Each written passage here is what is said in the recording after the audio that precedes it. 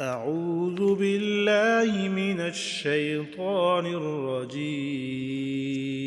بسم الله الرحمن الرحيم. والسماء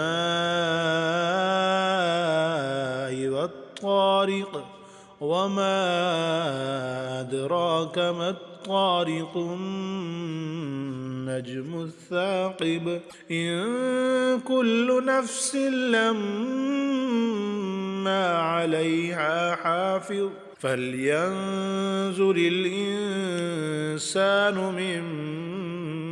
مما خلق من ماء دافق، يخرج من بين الصلب والترائب،